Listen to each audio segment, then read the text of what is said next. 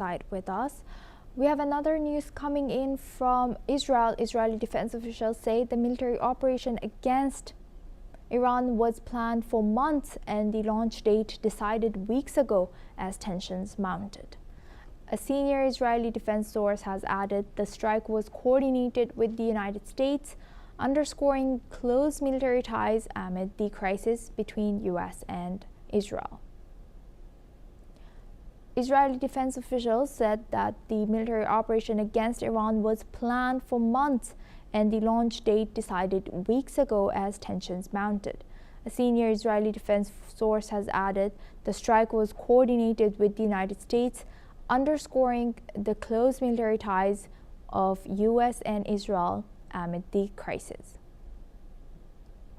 We have breaking news coming in from Israel. Israeli defense officials say that the military operation against Iran was planned for months and the launch date was decided weeks ago as tensions mounted.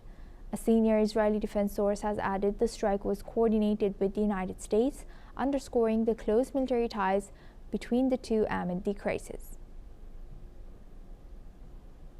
Now we welcome back Mr. Sol Sadka from Israel. Thank you very much, Mr. Sadka, for staying with us.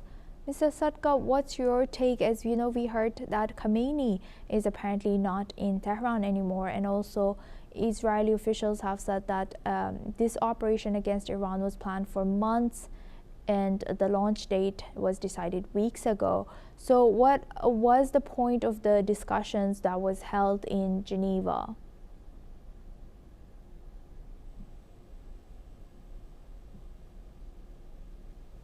Sorry, the talks in Geneva gave the Iranians an opportunity to come back from the brink to meet the American demands, and if they would have, this would not be happening.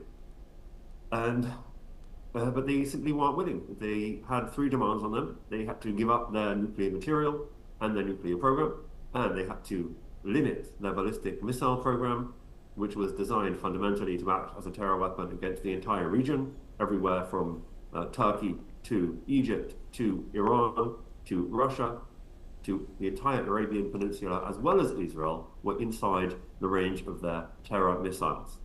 And they also had to stop funding their proxies. And these were the very simple, straightforward demands on them. They were in a very weak position after what happened in June, and they were exposed as a paper tiger. And if they were a smart and united regime, they would have agreed to the demands, and they would actually no longer be in this situation. However, instead of doing any of that, they then massacred over 30,000 of their people. And Trump promised them revenge. Trump promised the people revenge. I would also note that Trump is very well aware that the IRGC tried to personally kill him on two separate occasions while Biden was president. And there are people currently sought by the American authorities for attempting to murder him at the behest of the IRGC. And really, when you look at it that way, there was no way that Trump was going to allow that to continue without response. So it looks like the demands made on the IRGC were simply beyond the capabilities of the theocrats there to accept. It was too demeaning to their stature, to their pride, and they weren't able to accept it. That may or may not have been by design from the American and Israeli end, but it looks like this has now reached a head. And after 47 years, the IRGC is at its weakest point, with its people hating it and the entire world against it, isolated with no friends left, no one that can help it. Russia, its only real ally of note, is too busy in Ukraine to help it. And it looks like this is its weakest point. And given a little push, perhaps they will fall. And we can only hope that's true for the long-suffering 90 million people in Iran. Yes, thank you for separating Iranian people from the regime. Always great learning from you, Mr. Sadka. We would like to also welcome Mr. Aaron Levarko. He's joining us live from Netanya, Israel. Thank you very much, Mr. Levarko, for staying with us. What's your take on, the latest news that we have heard that these strikes were planned weeks ago? Why do you think Iran did not take the warning and did not abide by the U.S. pressure, did not bend? Why has Iran been so bold? Yeah, a really good question. Thank you. My understanding is that when you negotiate with these kind of people, they don't really see that as a sign of strength. They actually see it as a sign of weakness. In my estimation, they are more concerned about Israel. We don't talk with the Iranians. We don't negotiate with the Iranians. Why? There's a big difference. With the Americans, they are not living in the same neighborhood as the Iranians. We are. And we know that their threats are serious and that they want to follow through with those threats. So we don't negotiate. We don't talk with them. And therefore, they take us serious. But with the Americans who don't live in the neighborhood, who are really trying, I believe Donald Trump is really trying to send out a message, not only to the Iranians, but to the world by saying, we don't want to attack you, Iran. We don't want this to end in bloodshed. We want to negotiate something. And I do believe that that is genuine. And he's given them chance after chance after chance. At the same time, he's been sending out a psychological message by bringing in a third of the American fleet, approximately a third of the American Air Force, sending that message to the Iranians. And, they, as your distinguished guest mentioned, 47 years ago, the Ayatollah Khomeini, he started with his vision, and his vision was to spread Islam to the West and bring down the West. He back then called America the Great Satan and Israel the Little Satan. And we're seeing 47 years later how Islam has spread throughout Europe, throughout the United States. And so I see this, the Ayatollah may lose and get defeated. The belief in radical Islam is that and they're very patient. They're very patient. If this generation doesn't succeed, then the next generation will succeed. So they're willing to risk and sacrifice many lives for their cause. So while they may take these threats serious, they believe that their cause and their God and their religion will succeed no matter what the cost is. We've seen that during the 1973 Yom Kippur War with Egypt, when the late President Nasser said he's willing to sacrifice 1 million Egyptians. So this is a different mindset that we're dealing with.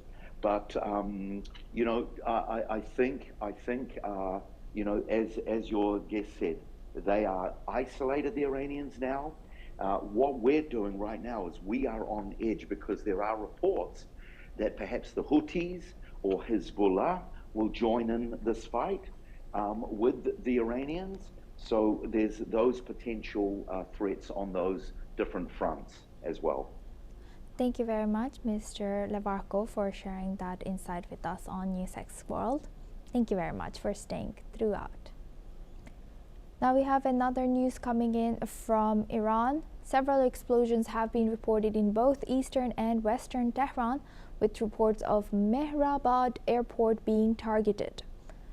We're taking a breaking news from Iran. The explosions have caused widespread disturbance across the capital, Tehran. Mobile phone lines have been cut in parts of Tehran, and internet connectivity has weakened in several areas, according to Iranian media. Following these developments, trading at the Tehran Stock Exchange has been suspended as the situation continues to unfold.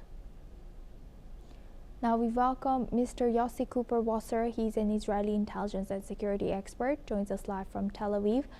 Thank you very much, Mr. Cooper-Wasser, for joining us again. Good to see you.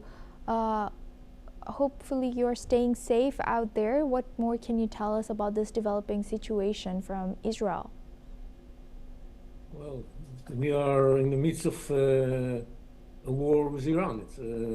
It's just started, but it's probably not going to stop here. And in Israel, we all brace for the Iranian retaliation for the initial attack.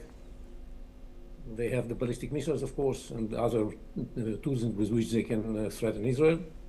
And since this is an American and Israeli joint operation, so it's not going to be directed necessarily only against Israeli targets, but probably against American targets as well. So we are waiting to see what the Iranians are going to do. It's totally unclear for the time being. The fog of war is so thick that you can't know what exactly was attacked in Tehran and what exactly the Iranians are going to do. So we are waiting and getting prepared to any eventuality. This was a decision by the security establishment here to close the air accessibility to civilian aircrafts. And the citizens of Israel are called to change their way of behavior and be close to safe areas. And we are waiting to see what's going to happen. Yes, thank you very much, Mr. Cooper-Wasser, for sharing that. We will be bringing back welcoming back Mr. Sol Sadka as well. Mr. Sadka, now we have seen these reports coming in, right?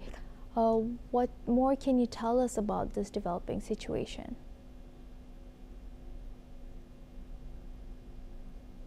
Mr. Sorry. Yes, Sadka, Sure. yes. Thank you. I can hear you. I would agree with everything the general just said. And merely add that what we're seeing now is reports coming in that this is not an Israeli attack by itself, that it's not a pinpoint attack, but it's a beginning of a wide-ranging campaign. Those are the messages coming through on the official channels. And the Israelis and the Americans are attacking together. To be honest, people who were reading the tea leaves and reading between the lines of the messaging backwards and forwards, hot and cold, coming out of the Trump administration in regards to the Iranian negotiations, probably could understand that the ambiguity was deliberate.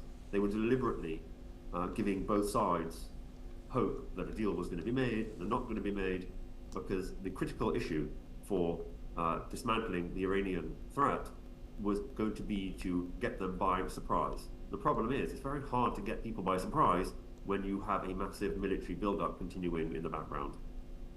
So the only way they could have any kind of semblance of surprise and get them first and do tremendous damage in the first few hours would be to keep them entirely off balance and make them think they were about to sign a deal, hence all the messaging from the Omani ambassador yesterday saying, oh, this is a good deal, etc. That was all a trick. And it looked like it was a trick, but no one could be sure. And the fact that no one could be sure was, of course, by design. So here we are. It seems that Trump has made the decision. This isn't an Israeli decision. If Israel is involved, they are a secondary party here, even if they did attack first, because the Israelis certainly wouldn't have got ahead without them. And don't forget that this is personal for Trump. People forget that when Trump came into office, it was revealed a few days after he was put in place that he had been the subject of an attempted Iranian assassination attempt during the Biden era. And there's no way that you try and assassinate a man like Trump, a New York City real estate developer, and with everything that goes with that, and get to live another day. So as soon as Trump came into office, after a failed assassination attempt from the Iranians, the truth is the clock was ticking on the Ayatollah and his regime. Whether we can only hope, but it does seem likely that the goal of toppling the regime is in play, but certainly neutering them and making sure they are no longer a threat to their neighbors. That certainly is the plan here, and hopefully we will see that come to fruition in the next days and weeks. Thank you very much, Mr. Sadka, for sharing that insight with us. We have another breaking news coming in from Iran. According to Iranian news agency, Iran's airspace has been closed after explosions were heard in east and west parts of the Iranian capital city, Tehran. Moreover, Iraq's Erbil airport has also announced suspension of its air traffic, being the latest escalation in the region. Now we welcome back Mr. Yossi Cooper-Wasser. He's an Israeli intelligence and security expert. Joins us live from Tel Aviv. Thank you very much, Mr. Yossi Cooper-Wasser, for staying with us. Mr. Cooper-Wasser, building on Mr. Sadka's answer, how do you analyze the cooperation that we might see between the proxies of Iran and maybe Russia, and what about the mediation efforts by, if there could be any mediation efforts? Sorry. Israel has already taken some precautionary measures in order to limit the capability of at least Hezbollah to hit Israel. We are taking this into account as a possibility that the Hezbollah will show their solidarity with Iran and take action against Israel. So there were some preemptive strikes against missiles in southern Lebanon, so that they will not be launched towards us. This morning and in the couple of previous days, those attacks were carried out, and we take this into account. I don't think Russia and China are going to intervene in this war, because the entire American might is waiting for them, and they will of course try to convince the United States to stop the attack, but save the Ayatollah regime, because they are very worried that if there's going to be a regime change in Iran, they are going to lose one of their allies that they are relying on for oil when it comes to China, and for missiles and drones when it comes to Russia. But I don't think they're going to be directly involved, and the Israelis, and especially the Americans, can handle any kind of weapons that Russia and China can send to support Iran. So it's not going to be a very good idea for them to risk their reputation as producers of military equipment by seeing it destroyed by the Americans. So I think that they're just going to focus on diplomatic activity, trying to convince the Americans to stop. And building on that, I would like to welcome Mr. Sadka for this. Mr. Sadka, what's your take, building on Mr. Cooper-Wasser's answers, and how would Iran try to, or what would Iran try to do now in terms of diplomacy and de-escalation, and how will they be using the proxies? Well, last time the Iranians were attacked was in June, and the proxy network that they built up over 40 years, the plan would have been at that point that the proxy network would jump to their defense and shoot everything they have at Israel and America, and yet we saw absolutely nothing from them. Even Hezbollah, which retained a large amount of strength, not anywhere near what it was 2 years ago, but still, nevertheless, was strong, didn't get involved in any way. They didn't fire a single rocket. They didn't attempt any crossing of the Israeli border, nothing. In fact, on their way to Iran, the Israeli jets were flying over their heads back and forth continually, and Hezbollah sat on their hands. So will we see something different this time? Now that it looks this might be the end game for the IRGC, who knows? But then at the same time, they're thinking, we have a nice thing going here in Lebanon. We still have our own power here. Are we really going to throw ourselves under a bus just because our patrons have failed? I don't know. So the point for Israel here is to keep all the actors involved, apart from them, as divided as possible. And I assure you that Israel has penetrated all these proxy networks. They have agents in all these networks, some of them even quite high up, and they are working to keep them out of the fight, divide and rule as much as possible, to make the battle against Iran as easy as possible. Thank you for sharing that deep insight with us, Mr. Sadka, and also Mr. Cooper-Wasser. We have another breaking news coming in on this developing news. Air raid sirens sounded in Jerusalem, and people across the country in Israel received phone alerts about an extremely serious threat across Israel after the Israeli Defense Forces announced a preventive strike against Iran in a major escalation of regional conflict. Let's listen in.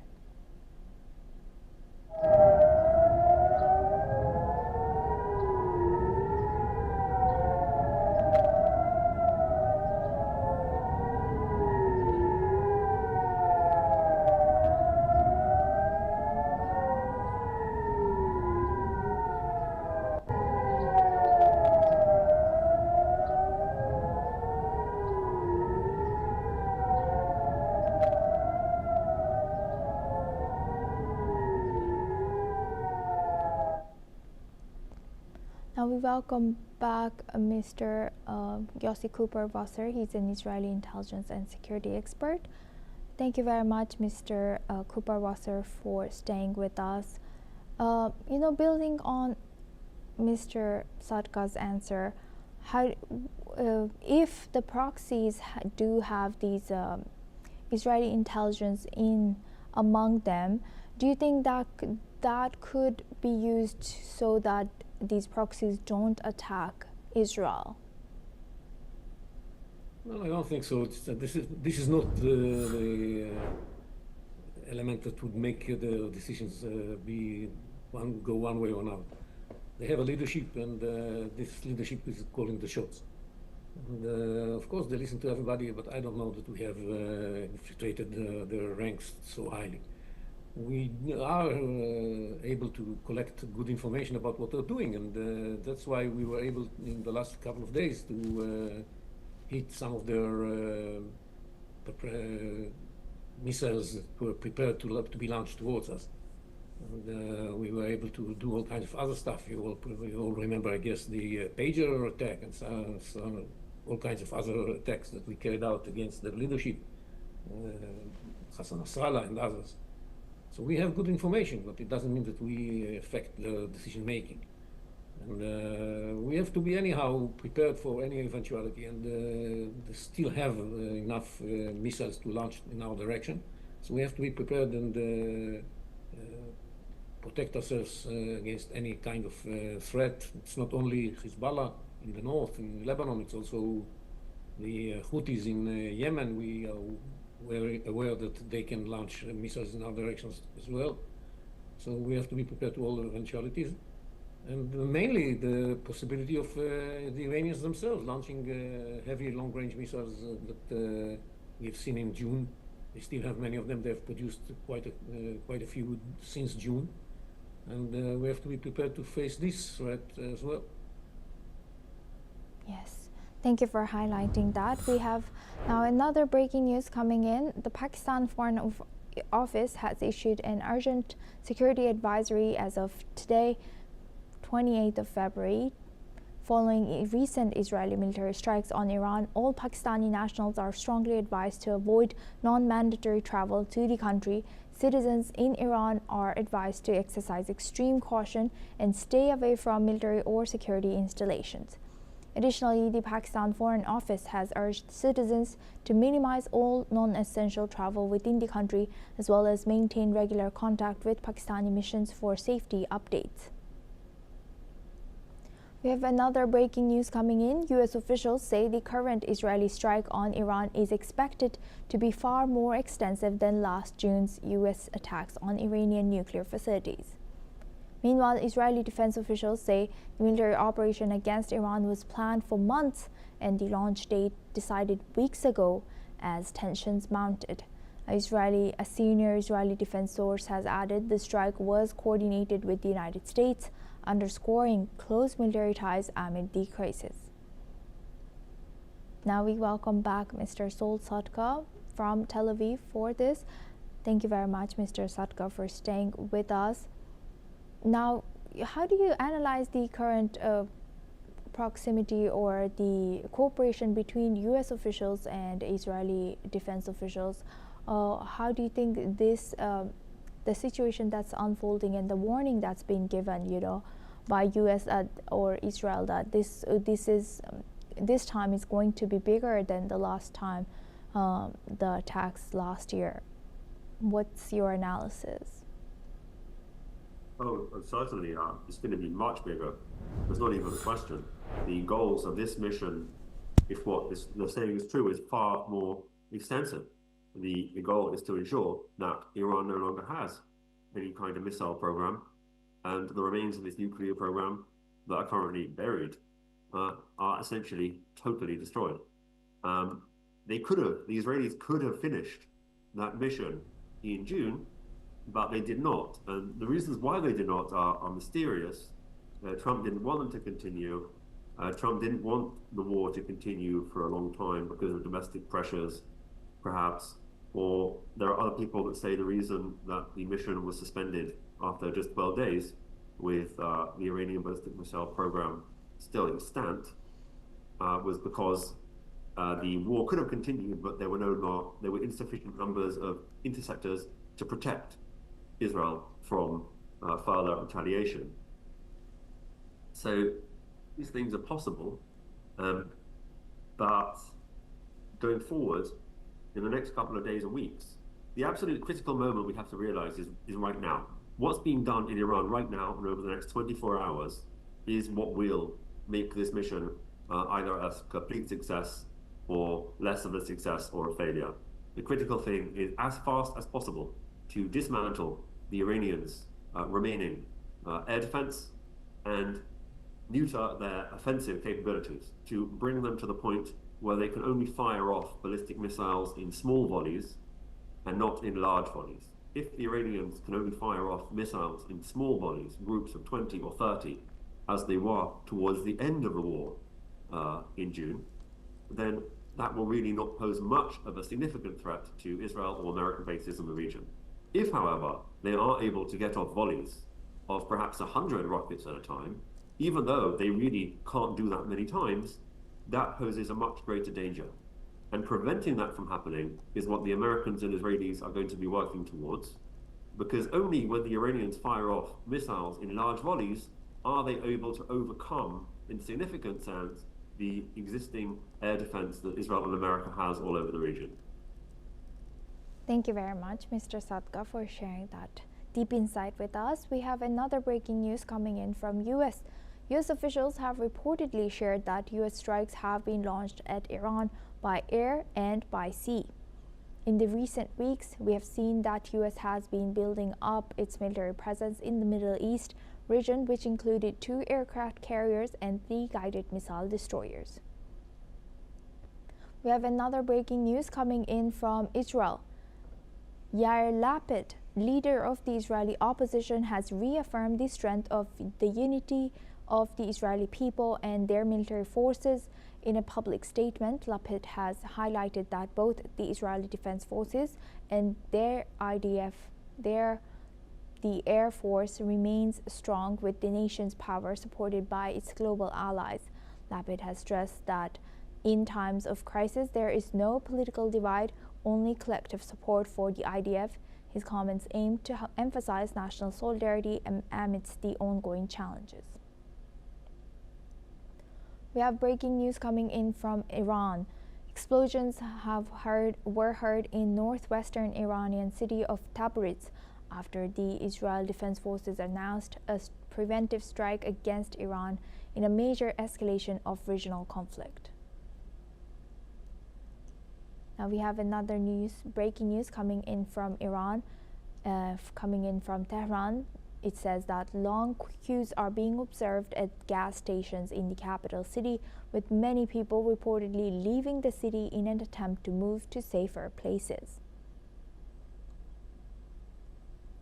Now we welcome Mr. Yossi Cooper-Wasser. He's an Israeli intelligence